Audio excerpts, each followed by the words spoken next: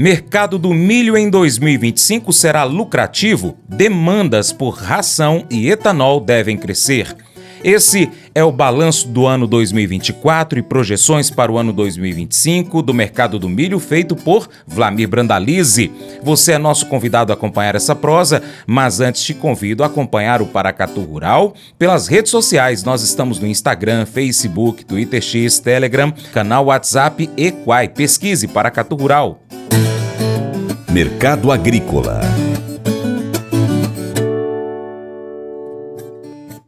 Com o fim de 2024, muitos produtores de milho se perguntam: foi um ano bom?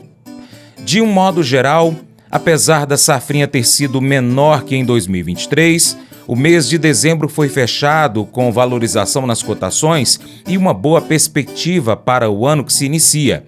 Quem proseia com a gente é o nosso colaborador, o Wlamir Brandalize, da Brandalize Consulting. Ele destaca especialmente a crescente demanda pelo cereal para as produções de ração e etanol, que devem movimentar o mercado em 2025.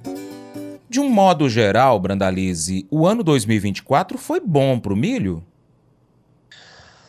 Olha, Francis, vamos fazer um paralelo aí com a soja, né? No caso do milho, ele veio com um segundo semestre muito bom, favorável, né? Mas o milho também tivemos grandes perdas aí por causa do clima, né, na safrinha. Então, nós não conseguimos colher aquela safrinha cheia, né? Então, tivemos uma produção brasileira menor. Mas primeiro vamos passar para o mercado internacional.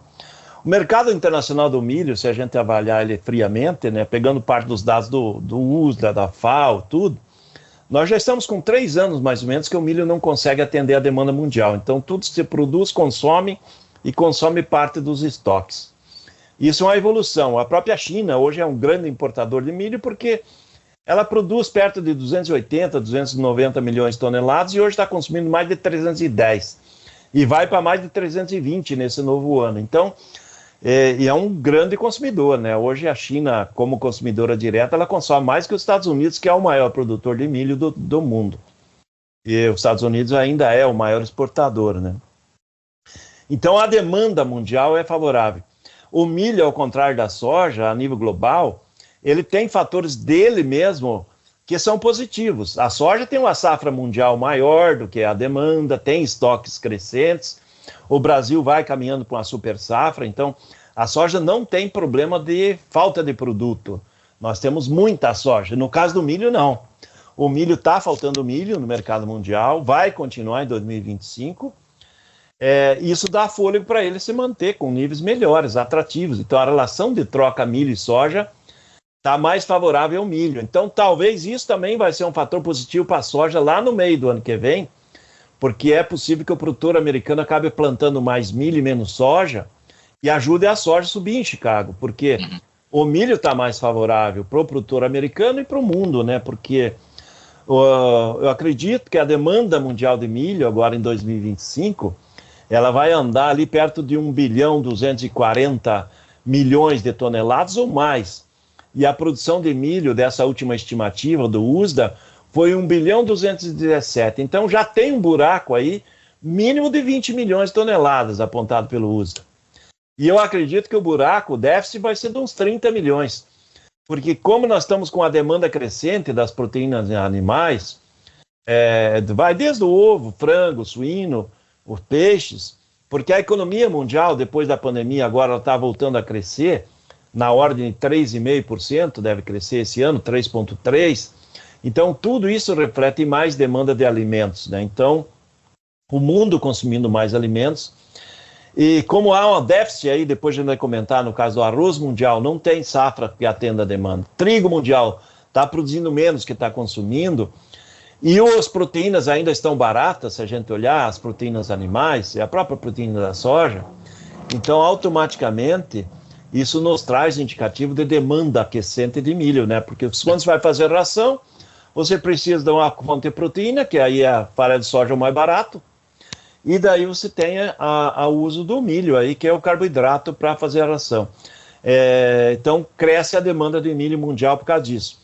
Em paralelo, o mundo também está consumindo mais milho para etanol, né? Então, eu acredito que nós vamos aí para uma demanda mundial de uns 250 milhões de toneladas de milho no mundo, para a produção de etanol. Então, aqui no Brasil está disparando a demanda de milho para etanol e o mundo também está. Então, é dois fatores, ração crescente e etanol crescente. Então, são demandas crescentes. Então, isso dá fôlego para o mercado mundial do milho, né? Então, lá fora, positivo para o milho. E o Brasil é um grande exportador de milho. 2023, em função da quebra da safra americana de milho, o Brasil foi o maior exportador mundial. 2024, os americanos voltaram a colher aí mais de 380 milhões de toneladas, voltam a ser o maior exportador mundial.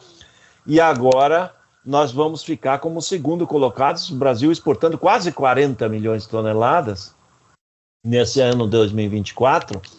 E eu acredito que 2025 nós vamos aí exportar mais de 45 milhões de toneladas. Então, passando para o mercado interno, a primeira safra está no campo, né?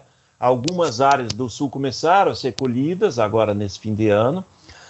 Outras áreas devem ser colhidas em janeiro, fevereiro da primeira safra, que nem você pega Minas Gerais, tem áreas da primeira safra de milho, tem área de safrinha. Mas a primeira safra se plantou menos milho. Então temos uma área menor de milho. Então o que é a primeira safra de milho? O Brasil, ano passado, dessa última safra, colheu 25 milhões de toneladas na primeira safra. Agora, nessa segunda safra, a projeção é 22. Então já tem uma oferta menor de milho. E esse milho da primeira safra, ele entra no mercado brasileiro para atender o consumo nacional até o meio do ano, quando vem a safrinha, que daí é a maior oferta de milho brasileiro é da safrinha, que é a segunda safra.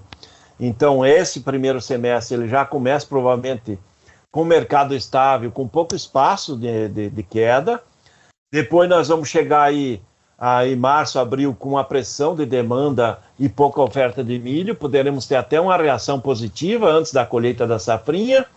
Depois o produtor vai colher a safrinha aí a partir do final de maio, junho.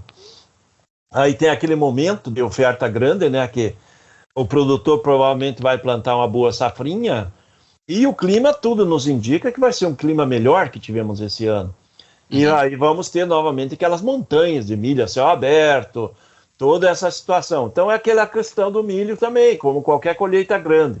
Aquele período da colheita, 2 meses de colheita e de muita oferta, mercado mais acomodado, ou possível de até a queda, que vai ser lá julho e agosto.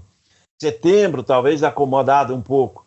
Outubro em diante, que é a demanda interna, a demanda de etanol e exportação aquecida, aí sim nós vamos ter reação positiva de novo do milho. E o milho tudo nos indica que vai ter um ano muito melhor que foi esse ano, né? Porque esse ano ele começou fraco, ele só reagiu agora no segundo semestre, com o apoio da demanda local e demanda do dólar, né? Que ajudou, né? O dólar saindo de 5 para 6 e pouco, né? Então esse salto, né? E aí o mercado hoje pega no porto aí R$75 da exportação.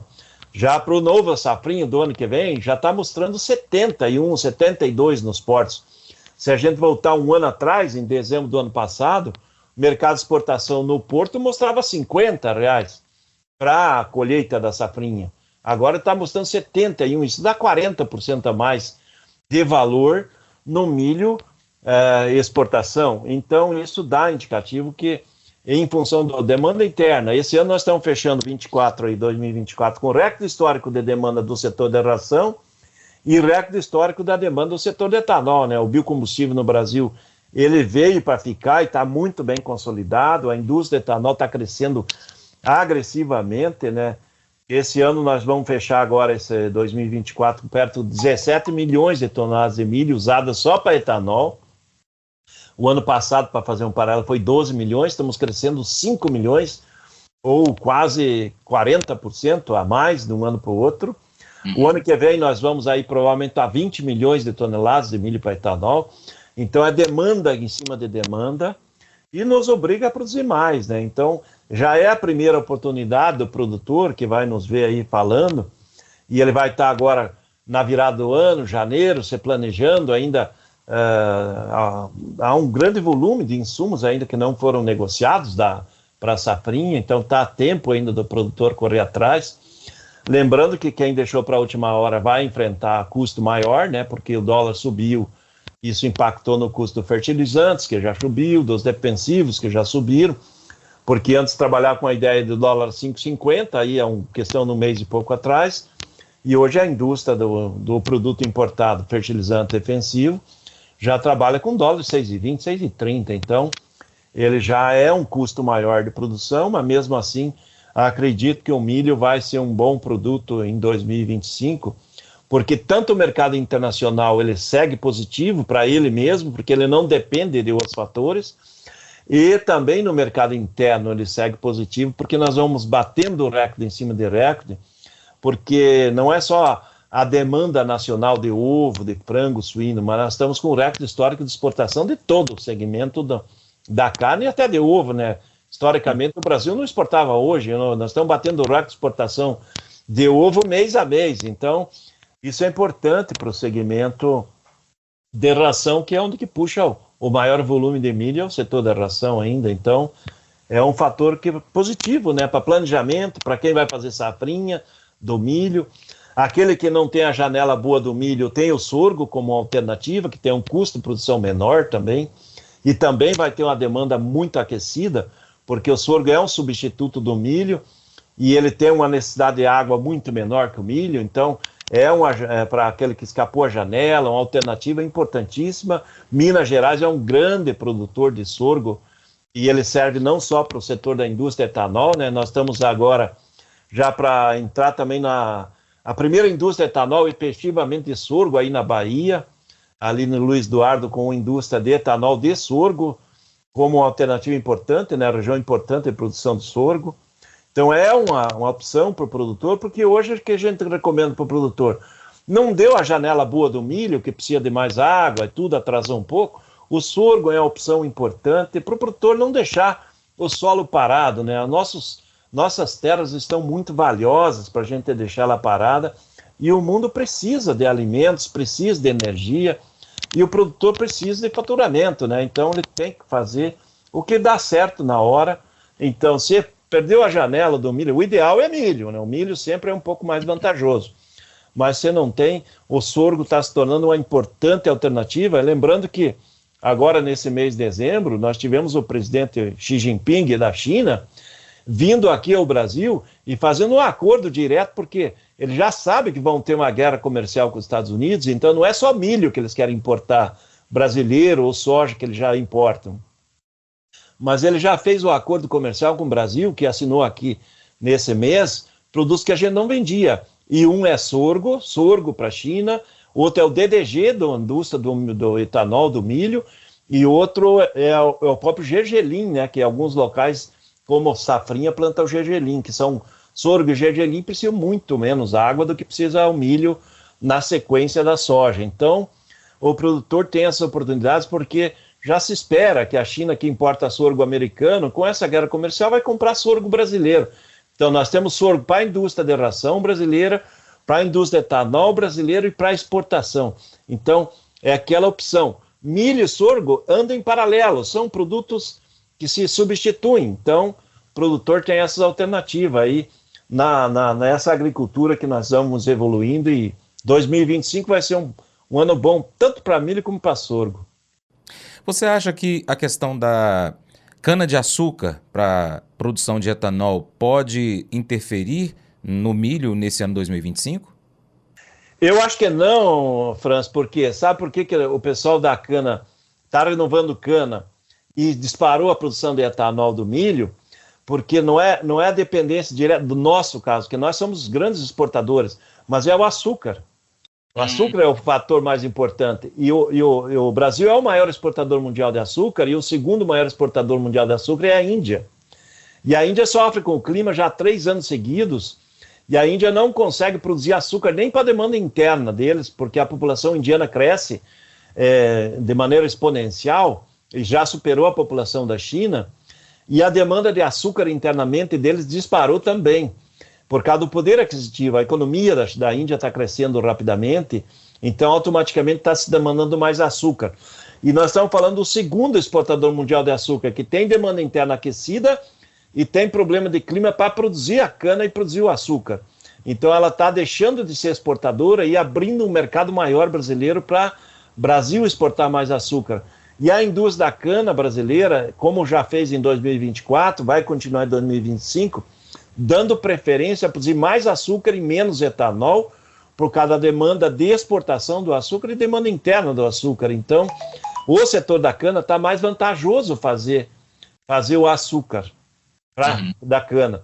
E aí abre a janela para o setor do etanol de milho continuar crescendo, porque nós agora tem a nova legislação brasileira, já aprovada pelo Congresso, que nós vamos passar do B27 para o B30, aliás, para o E27, né, que é a mistura de 27% de álcool na gasolina, nós vamos passar para 35% de etanol na gasolina, além de quem usa o puro, né? Então nós vamos ter demanda maior de etanol no Brasil e a demanda mundial de açúcar aquecida, né? Então, automaticamente dá um privilégio para o setor da cana seguir produzindo mais açúcar para exportação, e aí continua abrindo a janela importante para o setor do milho, continuar produzindo o etanol de milho, porque nós temos essa demanda de etanol interna e nós temos essa janela nova aí da exportação, porque quando você faz o etanol de milho, sai o etanol e sai o DDG, além de outros subprodutos, como óleo e tal. Mas o DDG, esse acordo com o Xi Jinping, porque os chineses importam DDG americano de milho. Provavelmente vão importar DDG brasileiro. Por isso que eu acho que não deve concorrer um com o outro, porque ambos têm um espaço de mercado muito importante. O açúcar no mercado mundial da cana, o etanol do milho no mercado interno e o DDG do milho que sai do etanol, tanto interno como também na exportação, principalmente no mercado chinês, né?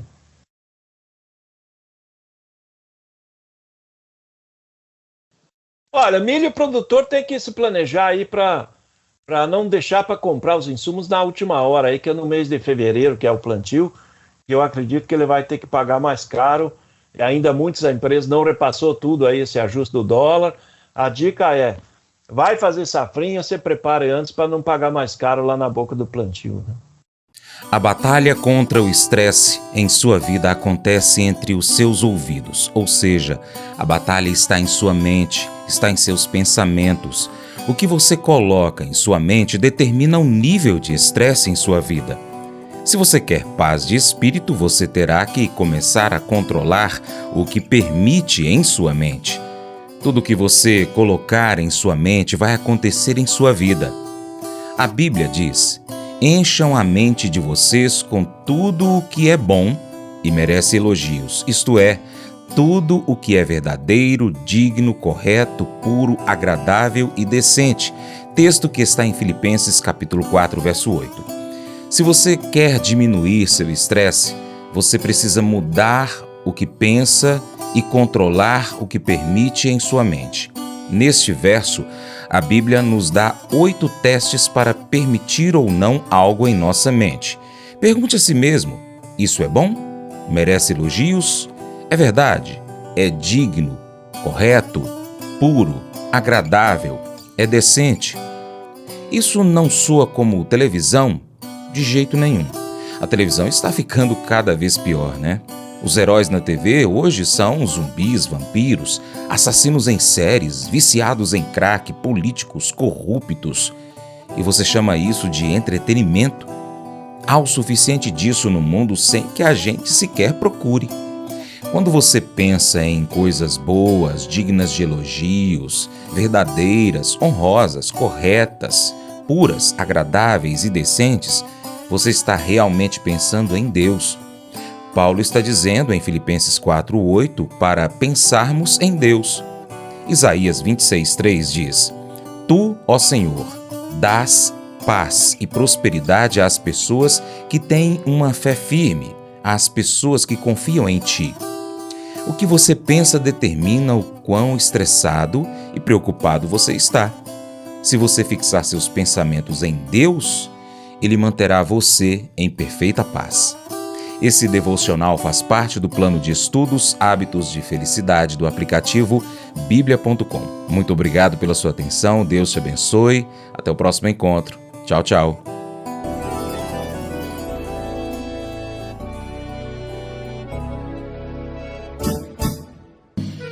Acordo de manhã para prosear no mundo do campo, as notícias escutar. Vem com a gente em toda a região com o seu programa Paracatu Rural. Tem notícias, informação e o mais importante, sua participação. Programa Paracatu Rural.